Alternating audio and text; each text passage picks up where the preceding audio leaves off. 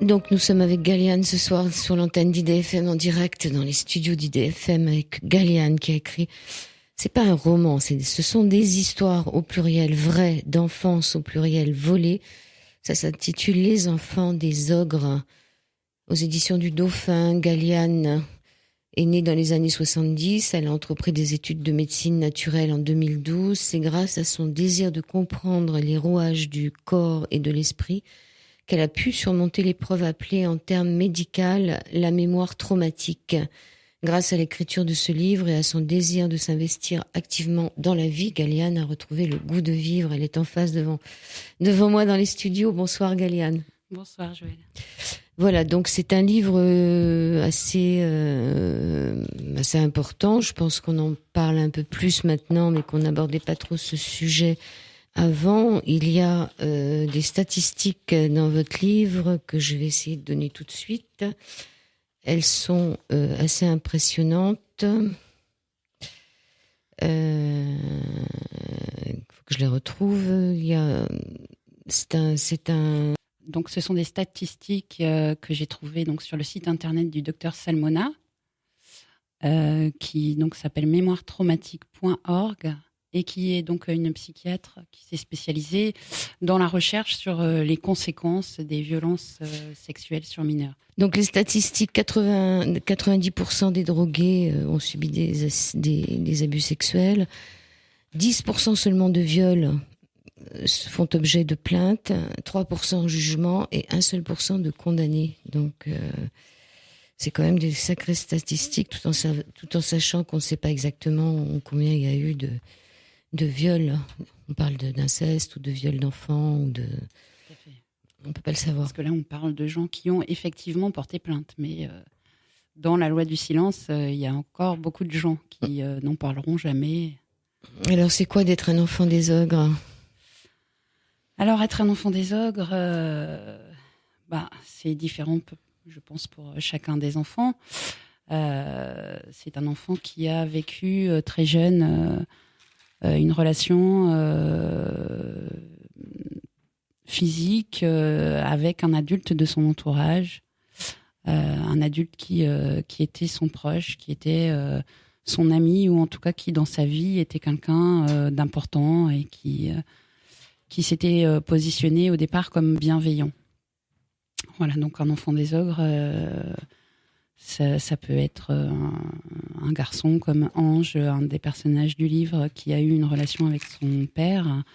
C'est peut-être quelqu'un comme Gabrielle, une jeune femme qui est née dans une famille où les rapports étaient compliqués, qui a commencé par avoir un rapport très proche avec son frère, mais qui allait comme ça jusqu'à des jeux physiques. Et puis, il y a aussi donc dans ce livre l'exemple de Raphaël, qui lui est un enfant qui a fini par se suicider à l'âge adulte, et dont le parcours m'a énormément interpellée, puisque je l'ai très bien connu adolescent, et que pour moi, il montrait déjà des signes de mal-être évident, mais sans jamais pouvoir raconter peut-être ce qui le tracassait et ce qui l'empêchait de s'épanouir. Voilà.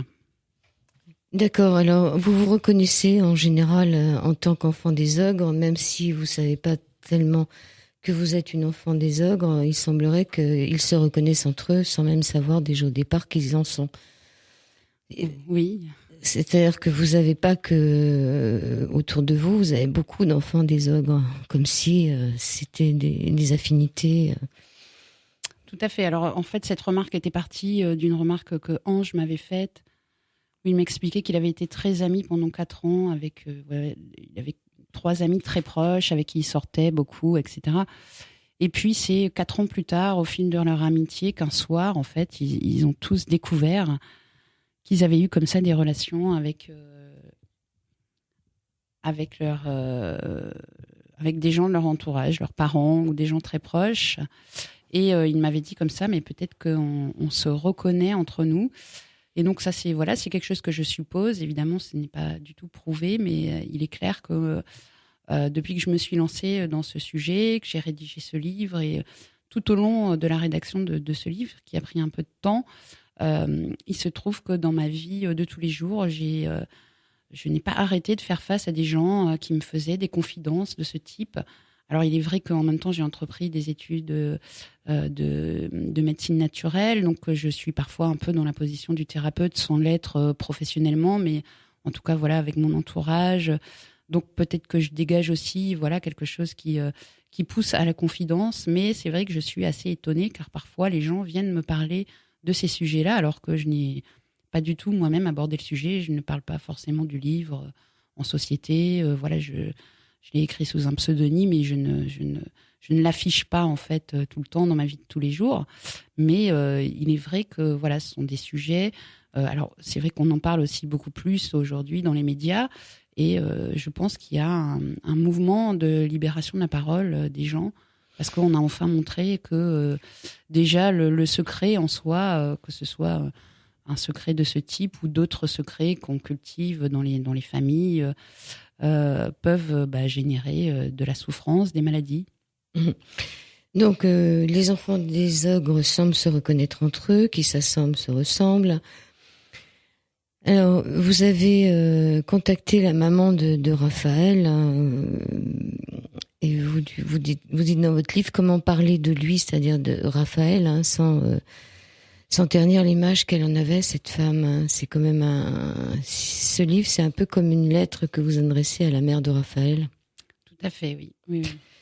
Et alors, tout ça, c'est venu vous aviez aucune conscience de ce qui se passait jusqu'au moment où vous avez rencontré l'ogre, il y a quelques années, il y a 4 ans, et qu'il vous a dévoilé qu'il était poursuivi, pas condamné, mais accusé de pédophilie. Tout à fait. Enfin, il n'était pas poursuivi, mais disons que la manière dont ça s'est passé, c'est qu'on s'est retrouvés par hasard dans le village où il est prêtre. C'était une fête de village, c'était l'été. Voilà, moi je me baladais dans le coin. C'était la fête du vin en fait, donc le public était invité à venir déguster des vins. Et puis bon, il y avait un petit concert, etc. Et donc là, je me retrouve face à cet homme que j'ai très bien connu durant toute mon enfance, mon adolescence. Que vous aimiez et que vous admiriez. Que j'aimais et que j'admirais, que je n'avais pas revu depuis à peu près l'âge de 20 ans, donc l'âge où je suis venue vivre ici à Paris. Et puis à ce moment-là, on discute, on était heureux en fait de se retrouver. Je lui dis, ah bon, mais t'es toujours prêtre. J'avais entendu dire qu'il avait arrêté la prêtrise, donc j'étais un peu étonnée. Et puis, on discute voilà, de nos vies. Et puis, à ce moment-là, je lui demande du coup des nouvelles de Raphaël, puisque Raphaël donc, était aussi très proche de cet homme quand nous étions adolescents. Et c'est là où il m'a donc annoncé que Raphaël s'était suicidé il y a quelques années. Et il ajoute, tu te rends compte, sa famille m'a accusé de pédophilie au moment de l'enterrement. Voilà, donc à ce moment-là, c'est vrai que je suis devenue toute blanche. Je sais pas, il s'est passé quelque chose de très très fort en moi, comme une blessure immense là qui s'ouvrait tout à coup. Donc après la joie de le revoir, il y a eu une espèce de déchirement et puis bon d'apprendre la mort de mon ami. Et puis cette phrase comme ça, on m'a accusé de pédophilie, tu te rends compte ? Donc en fait, je crois qu'il cherchait auprès de moi, au contraire, quelqu'un qui allait le défendre et lui dire, mais mon Dieu, comment ont-ils pu, toi, notre cher papa, entre guillemets, toi qui nous a tant aimés. Et puis, je n'ai pas eu cette réaction, en fait, du tac au tac. Voilà, je lui dis, écoute, quand on met des enfants tout nus dans son lit, il ne faut pas s'étonner d'être accusé de pédophilie. Et c'est à ce moment-là que ça vous est remonté à la figure, que ça vous est remonté, que vous avez vu les images, parce que ce qui est important dans toute cette histoire, c'est le trou, hein, vous en parlez dans votre livre, le trou qu'on fait de manière à pas voir. Oui. Et en même temps, cette image-là de moi de dormir avec lui, elle ne m'avait jamais quittée en fait, mais jusque-là, c'était normal. Je ne sais pas comment vous expliquer ça, c'est que cette image, je l'avais, hein, c'est pas un souvenir qui m'est revenu...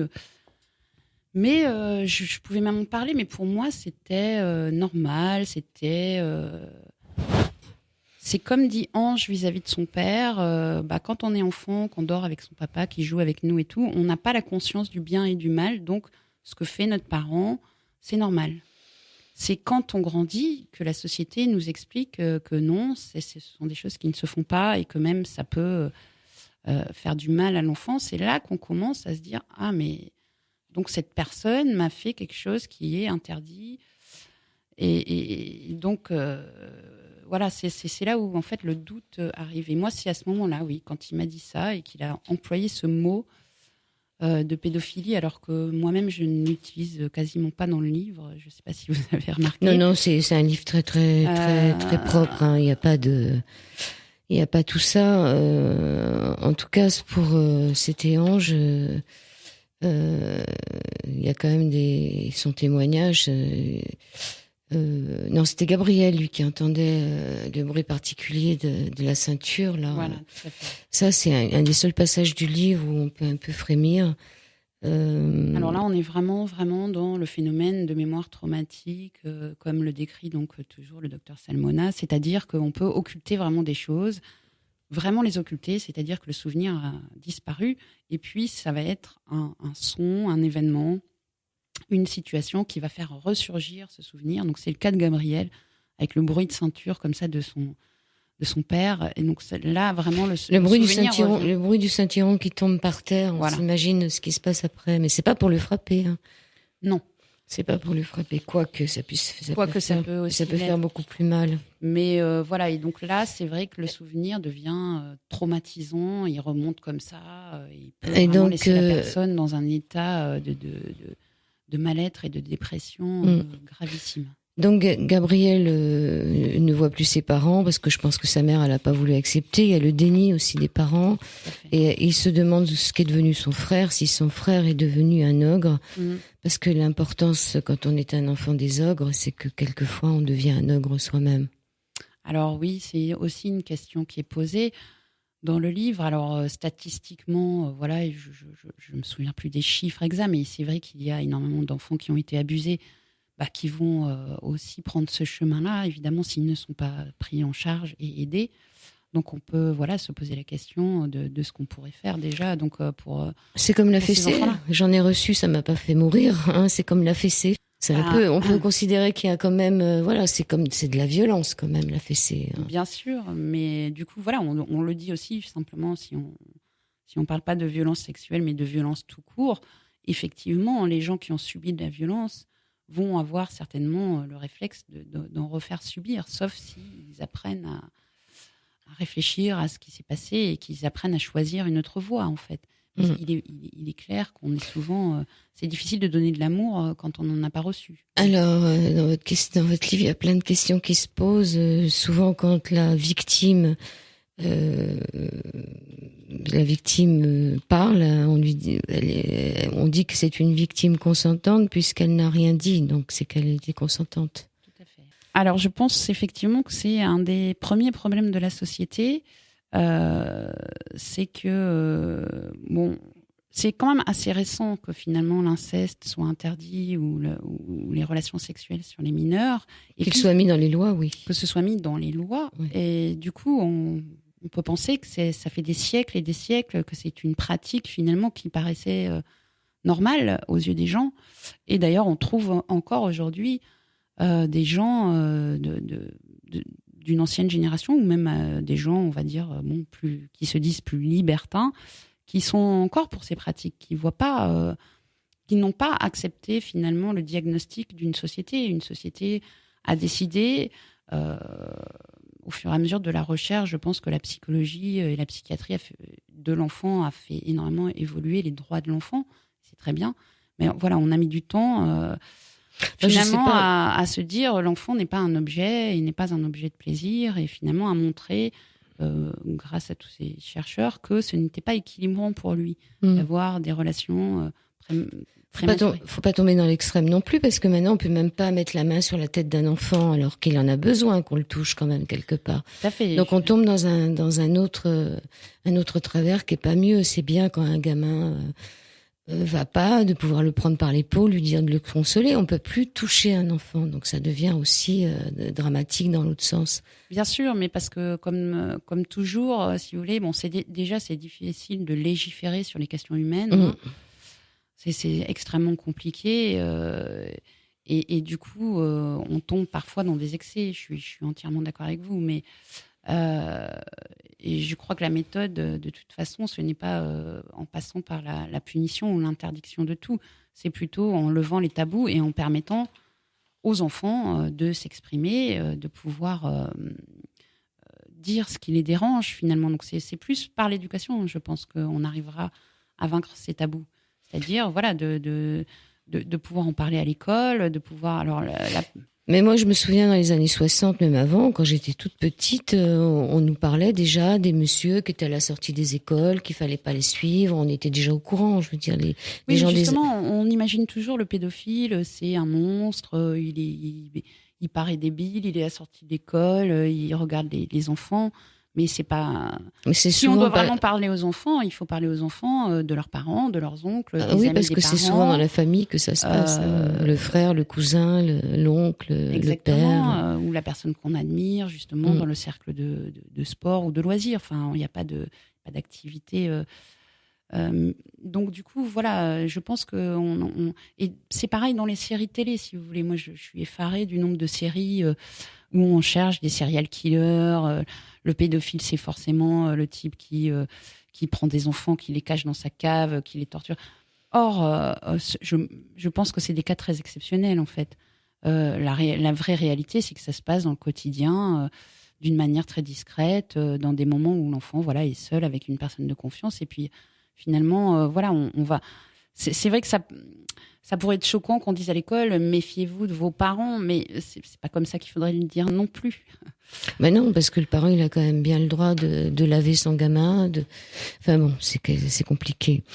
Alors, vous dites alors à quoi bon en parler parce qu'une morsure d'ogre, ça ne se voit pas.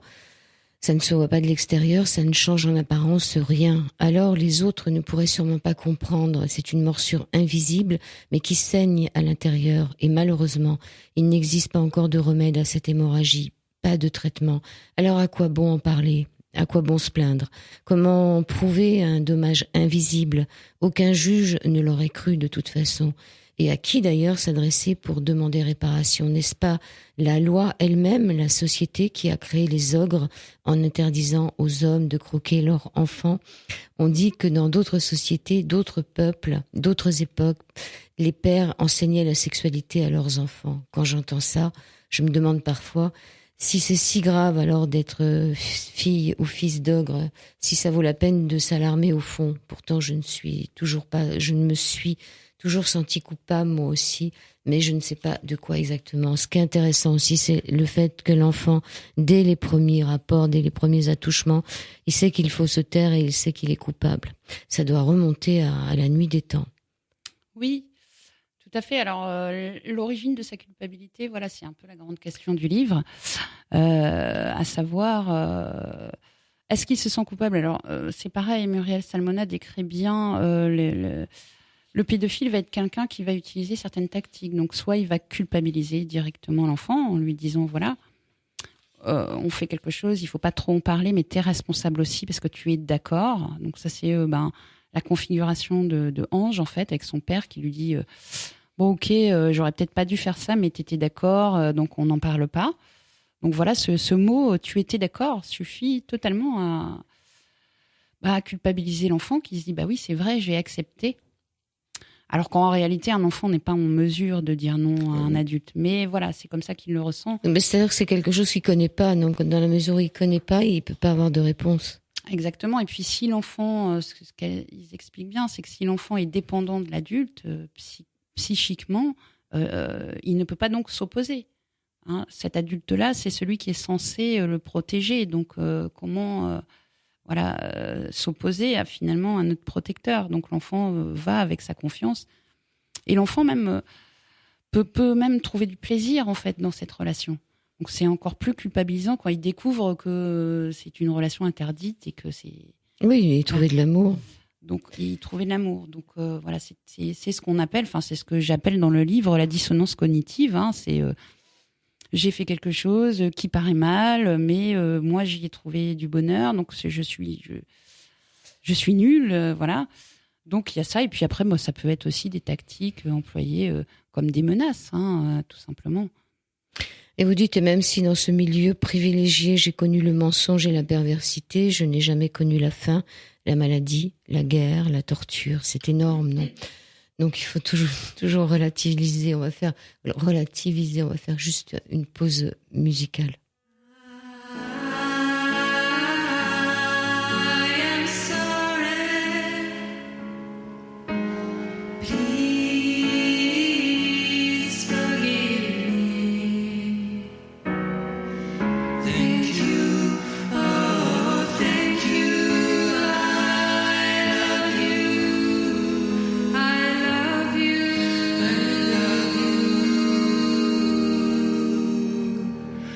IDFM, deuxième partie de cette émission Au-delà du miroir avec Galiane. Nous parlons des enfants, des ogres, nous en parlons beaucoup.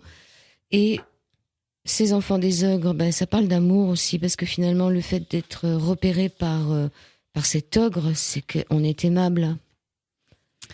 Ah, c'est une drôle de question. Hein. Oui. Pourquoi nous et pourquoi pas un autre? Vous vous posez la question dans le livre, hein, pourquoi moi? Alors oui, alors c'est vrai que moi, je me suis souvent posé la question. Enfin, ce que je sais de mon ogre à moi, c'est qu'il était plus proche des garçons, en fait. C'est quelqu'un qui hébergeait beaucoup de jeunes garçons, dont Raphaël. Donc toujours des jeunes en difficulté vis-à-vis de leurs parents, de leur famille, des jeunes de la DAS, des gens qui étaient en rupture. Certainement en manque affectif. Donc ça, je pense que c'est une caractéristique des pédophiles, en fait. Hein. Ils vont plutôt choisir un enfant qui est en manque affectif et pour qui ils vont pouvoir devenir un père. Hein. Après, c'est vrai que je me suis interrogée de cette... parce que moi, j'avais une grande admiration pour cet homme et je m'incrustais en fait. Hein. J'avais de l'amour. J'avais de l'amour. Alors qu'est-ce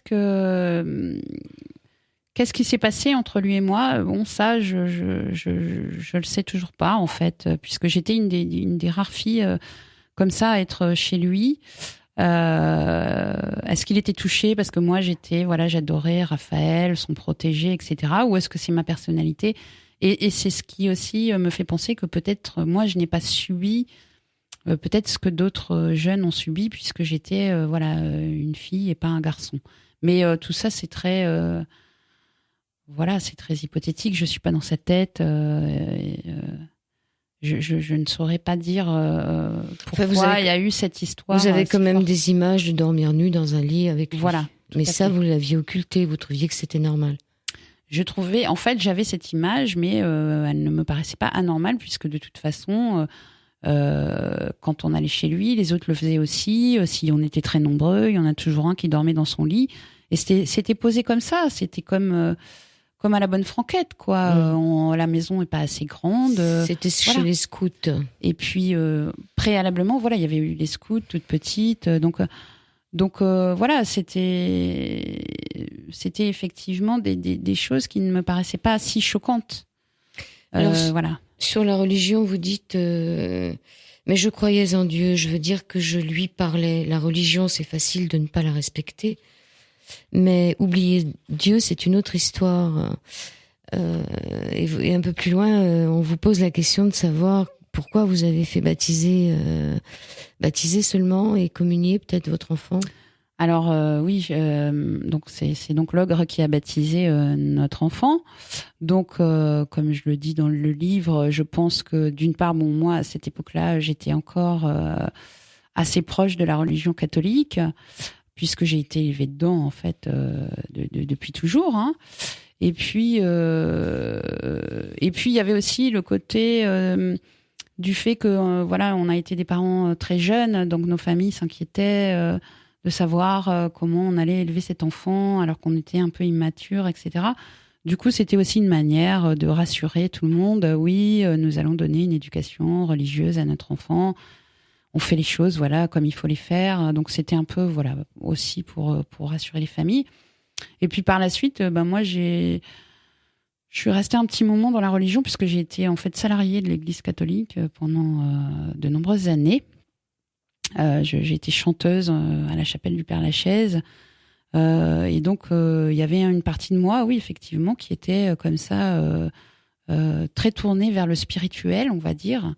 Et puis, c'est petit à petit aussi, à force de connaître de mieux en mieux cette fameuse religion, de rencontrer les hommes d'église, de rencontrer le dogme, en fait, tel qu'il est posé, que je me suis rendu compte qu'il y avait beaucoup de choses qui me dérangeaient et que finalement, ce dogme était plus un carcan pour moi qu'une libération ou qu'un chemin spirituel. Et donc, c'est à partir de là que j'ai finalement quitté l'Église et qu'aujourd'hui, je dirais que je suis plutôt, on va dire, contre les dogmes, en fait, de toutes sortes, qu'ils soient, même si je garde comme ça, oui, cette idée de Dieu, elle est bien là, elle est bien ancrée. On peut l'appeler Dieu, on peut appeler les énergies, on peut appeler, enfin bon, il y a tout un tas aujourd'hui de mots qui parlent un peu de choses qui nous échappent et qui sont invisibles, mais pour moi, en tout cas, le chemin des dogmes est dangereux. Alors, ça y est, j'ai la réponse, parce que dans votre livre, vous dites que vous avez travaillé 7 ans dans un cimetière. Mais bon, c'était en tant que chanteuse, non? Oui, tout à fait. Oui, j'avais un poste. Je me demandais ce que vous faisiez dans le cimetière, j'allais vous poser la question. Oui, j'ai eu cette place qui était un peu unique à Paris. Donc, l'évêché de Paris, en fait, s'occupe d'une chapelle qui est au milieu du Père-Lachaise, un peu en dessous du crématorium. Et donc là, on propose des services funéraires pour les familles qui n'ont pas de paroisse ou les gens qui vont passer au crématorium après. Et donc, moi, je faisais partie de la formule, le PAC. Le PAC, messe, chant et orgue. Voilà, on était, était 2 musiciens. Alors justement, dans votre livre, vous parlez d'un morceau de musique. Je lui ai chanté une chanson que les gens passaient souvent lors des enterrements au Père-Lachaise, surtout dans le cas de suicide. C'était quelle chanson? Oui, alors cette chanson, c'est une chanson de Jean-Jacques Goldman qui s'appelle Puisque tu pars. D'accord. Et c'est vrai que souvent les gens la passaient dans les enterrements parce qu'on pouvait très bien, enfin logiquement on chantait des chants religieux, mais si une famille voulait bien sûr amener son disque pour rendre un hommage aux défunts, voilà, on pouvait aussi passer des morceaux de variété. Et j'ai constaté qu'effectivement c'était un des morceaux qui revenait le plus souvent. Puisque tu parles de Jacques Goldman, on va revenir à nos ogres. C'est intéressant cette histoire de l'ogre, parce que dans l'histoire de l'ogre, dans Le Petit Poussa, c'est l'ogre mange ses enfants. Oui. C'est l'ogre, il semble c'est bien pas que l'ogresse. l'ogre mange ses enfants. Oui. Ouais. À la fin de votre livre, vous avez une phrase merveilleuse sur cet ogre. Vous dites, on va peut-être le dire maintenant, parce que depuis que ce livre a été écrit, il y a 3 jours, vous avez reçu un courrier de l'ogre. Oui, un mail. Un mail qui m'est pas directement adressé, mais il me fait suivre des mails, en fait, sans me donner un mot à moi spécialement, mais je pense qu'il se dit que, voilà, je suis peut-être à l'origine du mouvement, ou qu'en tout cas, voilà, il veut me tenir au courant de ce qui se passe dans sa vie. Et alors, il se trouve qu'une lectrice de mon entourage, qui vit dans ma petite ville de province, a reconnu l'ogre à la lecture du livre. Et donc, comme c'est une femme catholique d'un certain âge, eh bien, elle est allée trouver l'évêque pour lui parler donc de ce prêtre. Et elle lui a même donné mon livre. Et je pense que depuis, l'évêché donc a dû contacter l'évêché de la ville de l'Ogre. Enfin, bref, a priori, il a donc été convoqué chez son évêque, qui lui a stipulé qu'il était pour l'instant arrêté, donc dans sa fonction de prêtre, et puis qu'il y avait des histoires donc de pédophilie dont il devrait répondre, etc.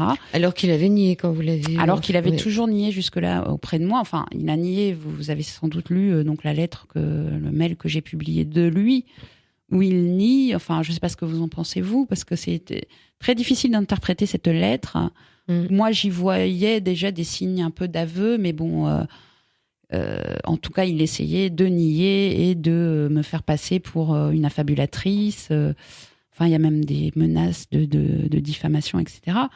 Et donc là, voilà, on a un retournement de situation où il m'envoie en pièce jointe un communiqué où il explique à tout le monde qu'il est donc poursuivi pour des histoires de pédophilie vieille de 20-25 ans, c'est ce qu'il met dans son communiqué, et que voilà, il pense à ses amis, à ses proches qui souffrent, etc., qu'il va devoir écouter les victimes, que l'Église a changé de comportement aussi, ça c'est important parce qu'il le met, l'Église a changé de comportement vis-à-vis de ses actes, et donc il dit aujourd'hui quelque chose comme la justice se fera, et je demande pardon à tous ceux que j'ai fait souffrir. Donc moi, ce que je retiens, en tout cas, c'est cette demande de pardon, puisque c'est quelque chose qu'il m'avait répondu dans sa lettre. Il m'avait dit je te souhaite de te pardonner. Enfin, il avait l'air de dire que bah voilà, c'était moi qui devais faire tout le travail. Et en réalité, bah oui, moi je pense que chacun quand on a souffert, on a un travail à faire, bien sûr, pour dépasser nos souffrances. Et ne pas rester en tout cas dans la haine et dans la rancune, bon ça c'est très important, mais je crois aussi que le pardon, enfin pour moi il faut aussi que l'autre, enfin c'est à deux quoi, le pardon c'est pas un truc qu'on peut faire tout seul, il faut aussi que l'autre ait envie d'être pardonné ou le demande quoi, ou en tout cas voilà montre des signes de, parce que sinon En tous les cas, vous avez banni de vos mots culpabilité. Vous dites aussi que c'était pas tant vouloir punir que de vouloir guérir, qui était important. Et il y a un autre moment, vous dites dans le livre aussi, comment peut-on être heureux quand finalement on a envoyé quelqu'un en prison, quoi. C'est-à-dire comment on peut être bien dans sa vie quand on est aussi responsable du fait d'avoir envoyé quelqu'un en prison. Donc c'est oui, pas parce facile, que je pense que si vous voulez, pour moi, ce qui est important dans ce livre, c'est surtout de faire prendre conscience à la société que pour l'instant, elle a une réponse très limitée dans ce sujet. C'est-à-dire que, donc on l'a bien vu, donc 1% des plaintes donnent lieu à une condamnation. Donc déjà 1% donc, des victimes, et donc il se passe quelque chose pour eux. Mais qu'est-ce qui se passe finalement? Bon, il y a condamnation, la personne va peut-être aller en prison. Est-ce que c'est vraiment une réponse satisfaisante? Est-ce que la société peut se satisfaire de cette réponse qui est la prison, en sachant qu'en prison, on ne soigne pas du tout les gens, en sachant que donc la pédophilie, pour la psychiatrie, c'est une maladie psychiatrique. Ce n'est pas... voilà, c'est une maladie. Donc, qui dit maladie, pour moi, dit essayer de soigner. Et c'est vrai que je trouve que là, bon, la prison est vraiment une réponse peu satisfaisante, puisqu'on sait très bien que la personne qui va ressortir n'aura pas du tout été prise en charge et puis sera susceptible de recommencer, voire de faire la même chose en prison. Il faut savoir qu'en prison, il y a quand même... on en voit des jeunes, tout jeunes, qui vont y passer 3 semaines, qui vont tomber. Voilà, donc pour moi, la prison n'est pas forcément la réponse adaptée, et on doit tous s'y coller parce que ça sera jamais une solution définitive à ce problème-là. Alors, donc on se pose la question sur la sexualité de nos enfants. Est-ce que les enfants ont une sexualité ou pas? Ça, c'est aussi une question. Est-ce qu'on doit leur en parler, comme on fait dans les écoles? Enfin, c'est plein de questions à se poser, parce que dans la mesure où on leur parle de la sexualité, je veux dire, même ceux qui n'y avaient pas pensé, qui pensaient à jouer aux billes, vont commencer à s'y intéresser. Donc, est-ce qu'on ne prend pas les choses aussi un peu en avant, en faisant de nos gamins des gamins plus mûrs, à des moments où ils auraient pu penser à autre chose? Il y a plein de problèmes comme ça qu'on peut se poser dans tous les domaines. Vous écrivez à la page, il y a l'histoire de Aïda et de son frère, qui est assez... Aïcha, oui. Aïcha, oui. Aïcha et son frère, qui est assez violente. Qui est assez violente, ouais. Tout à fait. Et à la page 61, vous dites... Aujourd'hui, je me rends compte que c'est cette attitude-là qui m'a souvent conduite à l'échec tout au long de ma vie. Et ce raisonnement, c'est l'ogre qui me l'a inculpé.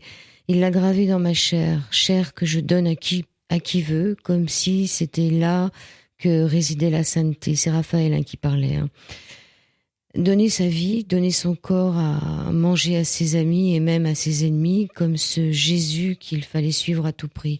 Alors quand ils se sont tous mis à me juger pour avoir eu un enfant sans être marié, pour mes amants, mes coucheries, je n'ai rien compris. En psychologie, on appelle cela la dissonance cognitive, une dissonance qui est le décor de ma vie.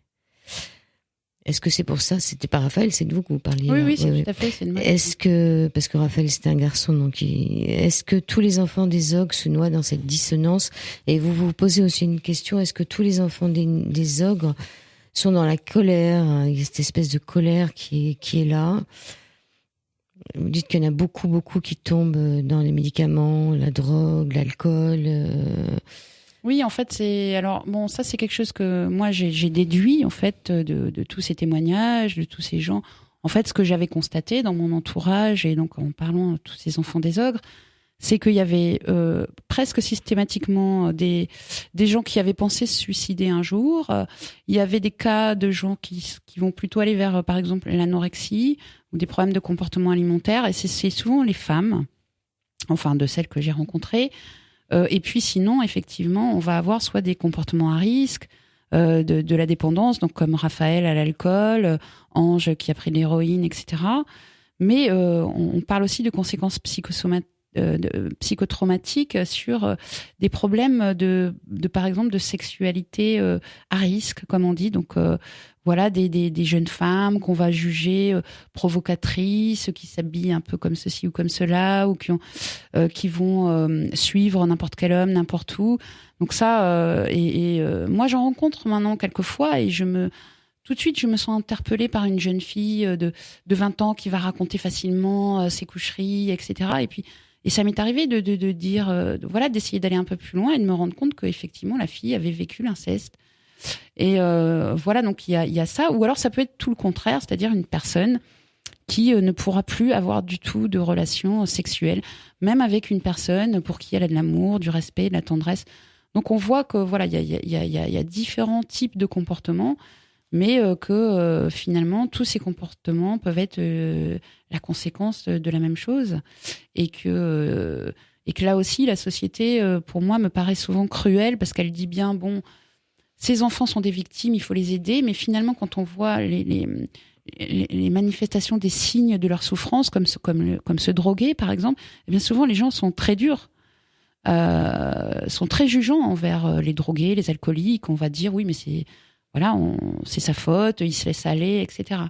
Or, on sait très bien que voilà, ce sont des problèmes dont il est très difficile de sortir seul. Et s'il y a cette dépendance qui s'installe, il y a peut-être des raisons, et peut-être aussi que ces personnes victimes sont pas toujours prises en charge de manière adéquate. Vous dites, en ce temps-là, j'avais grandi, j'avais toujours eu de bonnes notes dont personne ne s'inquiétait. J'étais une jeune femme, presque. Je dis femme volontairement, car finalement, c'est un peu ça qu'il avait fait de moi, l'ogre, une femme avant l'âge. J'étais donc une femme dans mon corps, avec ses cycles, son sang versé tous les mois, et pas juste une fois, comme certains hommes qu'on cite en exemple. Les hommes, s'ils saignaient eux aussi tous les mois, ils arrêteraient peut-être de se taper dessus, de se faire saigner les uns les autres. Est-ce que les enfants des ogres sont blessés dans leur amour-propre? Est-ce que leur propre amour en devient sale, éprouver de l'humiliation à la suite d'un refus? Et alors vous dites cette chose, c'était nouveau pour moi.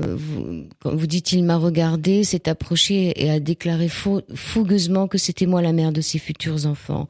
C'était nouveau, le premier homme qui voyait en moi une mère. C'était valorisant. Oui, ça rendait l'amour propre. C'est marrant cette histoire d'amour propre.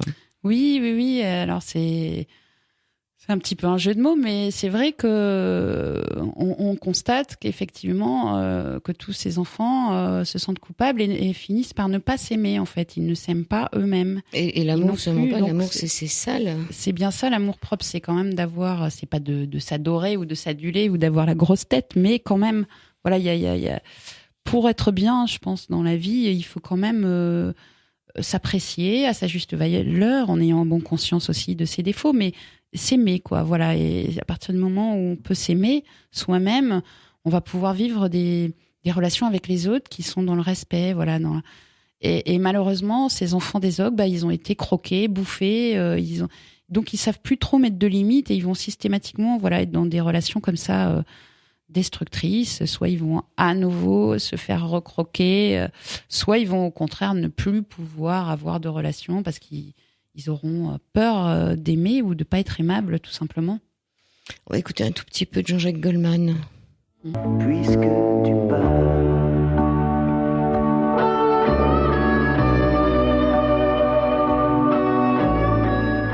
Et voilà, l'émission est presque terminée. Donc, c'était un hommage pour Raphaël qui est parti et qui est très présent dans ce livre. C'est un peu pour ça aussi que vous avez fait ce livre, non ? Oui, tout à fait. C'est aussi un livre, effectivement, qui pose la question du suicide. Pourquoi ? Parce que ça fait partie aussi d'une des grandes questions éthiques d'aujourd'hui. Je pense notamment à le droit ou non à l'euthanasie, qui fait toujours partie des débats de société. Mais on n'a pas le droit au suicide. Donc voilà, moi je donne pas vraiment une réponse, je m'interroge avec... mais c'est vrai, en essayant peut-être de donner aussi une autre vision du suicide que donc celle qui est quand même imposée par les dogmes en général, puisque dans les religions monothéistes, c'est très mal vu le suicide. Avant, c'était même une raison dans le catholicisme, pour qu'il n'y ait pas droit à une cérémonie. Je pense que dans bien d'autres religions aujourd'hui, c'est toujours très très mal vu et très condamnable. En même temps, moi je me pose cette question de cette vie qu'on reçoit très mystérieusement, parce que c'est pareil, on n'a pas vraiment percé le mystère de la vie. Et puis il y a cette mort comme ça qui nous attend tous. Et est-ce que quelque part on n'a pas le droit au choix aussi devant certaines situations ? Alors là, là, la situation que je cite est particulière, celle de Raphaël. Oui, parce que finalement, il nous reste peu de temps, mais Ange, lui, alors c'est des prénoms que vous avez inventés, c'est pas possible, Raphaël et Ange. Oui, bien sûr, ce sont des prénoms que j'ai inventés, évidemment. Il s'en est sorti autrement. Lui, il s'en est sorti en devenant il a pris de l'héroïne, comme vous le dites, mais après, il s'en est bien sorti, Ange, lui. Ange, c'est extraordinaire, le chemin qu'il fait. En tout cas, c'est quelqu'un qui est devenu heureux. Plus heureux que ce qu'il pouvait en tout cas être quand il était jeune, alors qu'il était déjà très intelligent, très éveillé, etc. Aujourd'hui, lui, il a trouvé la paix dans la nature, dans une certaine spiritualité aussi. Donc, il est magnétiseur, il travaille avec ses mains, ses énergies, mais surtout, il est en train de découvrir une vie très simple. Il est parti vivre au Pérou, là. Je sais pas si c'est pour toute la vie, mais enfin, en tout cas, il a trouvé un cadre de vie qui lui convient, et je pense qu'il vit très sobrement, très pauvrement, dans la nature. Et pour lui, comme pour Gabriel d'ailleurs, qui fait de la permaculture, qui s'est beaucoup consacré aux plantes, au jardinage, etc. Ce sont des gens pour qui le retour à la nature est vraiment salvateur. Mais pour moi aussi d'ailleurs, mais d'une autre manière. Moi, je suis une naturopathe des villes. J'essaie de trouver la nature, ou de remettre de la nature aussi dans ma vie de citadine. Vous avez vu qu'on peut parrainer un arbre là en ce moment, il y a à Paris, il y a certains arbres, vous avez le droit d'aller fleurir le pied. Oui, tout à fait, c'est superbe. C'est vraiment très très chouette. L'émission était terminée, donc l'ogre. Alors, vous dites à la fin du livre, avec ce dialogue avec l'ogre, à défaut d'être le dialogue avec l'ange, dialogue avec l'ogre. Alors, quand tu me fais cette confession, l'ogre a tellement vieilli qu'il est devenu végétarien, confirmant ogrement que tu mangeais de la chair fraîche avant. Je ne suis plus dupe, je me méfie. La chasse est donc ouverte, la chasse au mensonge et à l'ignominie. Sois sûr que mon combat ne cessera jamais tant que des petits seront exploités. J'ai enfin retrouvé les forces suffisantes pour lutter contre l'ignorance qui profite toujours aux manipulateurs. L'instruction, l'éducation sont les seuls remèdes à tous les maux du monde. Sois certain que bientôt, là où tu vis, chaque enfant sera avisé. C'est toujours à double tranchant, parce que c'est comme faire ses cours de sexualité pour leur apprendre avant l'heure. C'est comme si on demandait à un bébé de 6 mois de connaître l'alphabet ou d'apprendre à écrire et à lire. Pour moi, il y a des choses qui doivent s'apprendre un peu par nous-mêmes. On n'est pas obligé d'être éduqué dans tous les domaines. Cette éducation sexuelle, Est-ce qu'on a vraiment besoin d'être éduqué? Oui, mais je pense qu'en fait, on ne devrait pas appeler ça éducation sexuelle. Pour moi, si vous voulez, il y a des choses qui manquent cruellement à l'école. C'est de l'éducation au corps et à l'esprit. On pourrait parler d'anatomie, physiologie, on pourrait parler de psychologie, mais en fait, c'est un tout et il faut comprendre que les enfants ont une sexualité de toute façon. Elle a été décrite par les psychiatres. Piaget a établi des stades, Freud aussi, etc. Donc, mais c'est pas leur apprendre les choses comme ça. C'est au fur et à mesure que l'enfant grandit, il a des besoins, il a des questions, et c'est pouvoir amener des réponses aux questions qu'il se pose, et non pas justement faire un programme le même pour tout le monde. On va étudier ça en telle classe, c'est ce qu'on a appris nous en biologie. On avait un peu des cours sur la reproduction, etc. Mais par exemple, la psychologie, tout simplement, est totalement absente de l'école. Tout à fait. Or, on sait très bien que un adolescent qui va être dans l'âge où il a envie d'avoir une petite amie, etc., oui, à ce moment-là, il va être réceptif à la psychologie de l'homme, de la femme. Mais il faut parler de la puberté quand l'enfant est pubère. Il ne faut pas lui en parler quand il a 6 mois. Par contre, quand un enfant a 3-4 ans... il y a des enfants qui sont... mais il y a des livres dans les maternelles pour leur apprendre ce que c'est, voilà, pour leur donner la possibilité de s'accoupler avec des filles, des garçons avec des garçons, c'est-à-dire on voit des lapins qui se montent dessus. Voilà. Est-ce que vraiment on a besoin d'aller jusqu'à là, c'est-à-dire de... Non, parce que je pense qu'on n'a pas, d'abord besoin forcément d'images. Moi, je pense que c'est plus, d'une manière globale, effectivement, l'éducation devrait être revue pour donner aux gens les moyens de se soigner. Et quand je dis de se soigner, toutes ces techniques dont on parle maintenant, qui sont à la mode, de la sophrologie, la réflexologie, tout ce dont on parlait tout à l'heure, la nutrition, la méditation, etc. Ce sont des choses qu'on n'apprend pas du tout à l'école. À l'école, on est assis, on doit étudier, on doit bourrer son cerveau de savoir. Or, on nous apprend pas à avoir une hygiène de vie, on nous apprend pas à nous relaxer, on nous apprend pas à parler quand il faut parler de nos problèmes. On nous apprend pas que la douleur mentale peut donner une douleur physique, une maladie.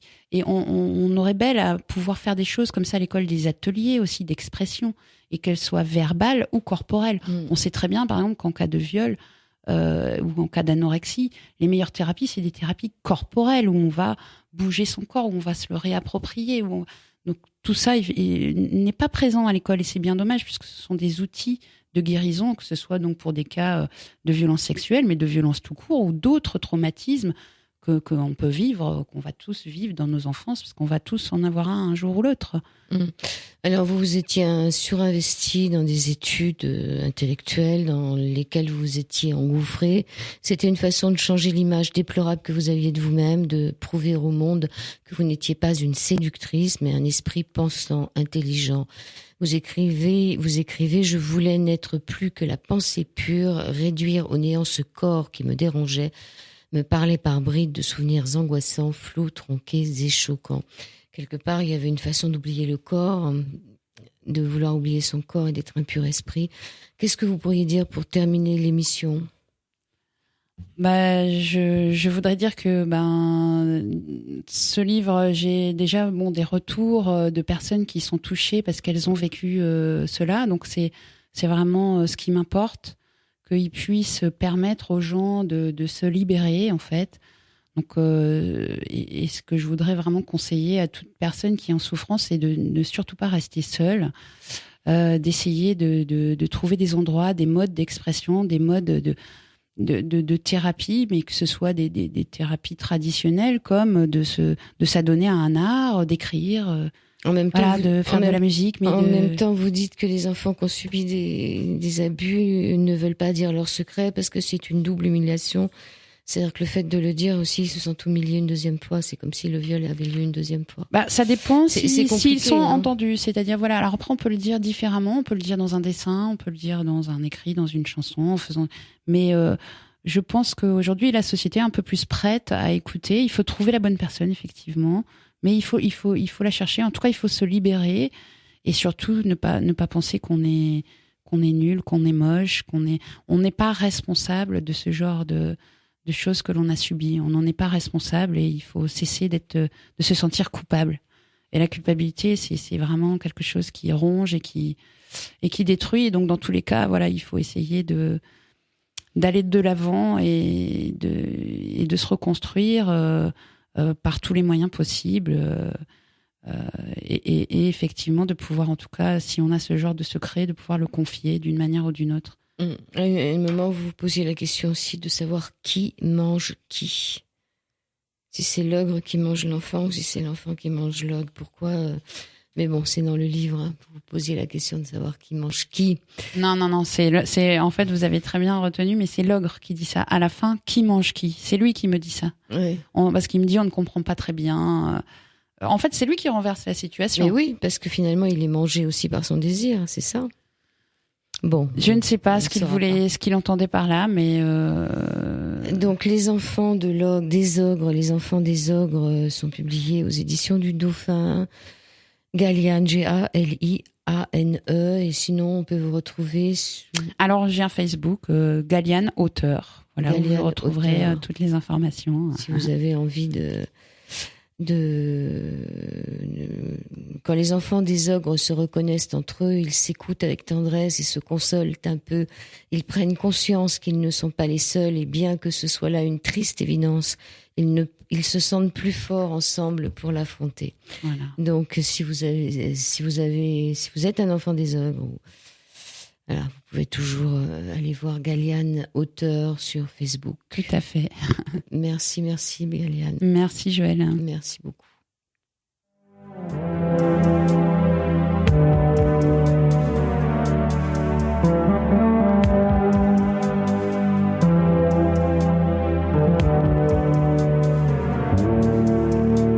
Quand je sortirai de mon corps comme un papillon, mieux encore, pour m'envoler vers d'autres ciels et découvrir d'autres soleils,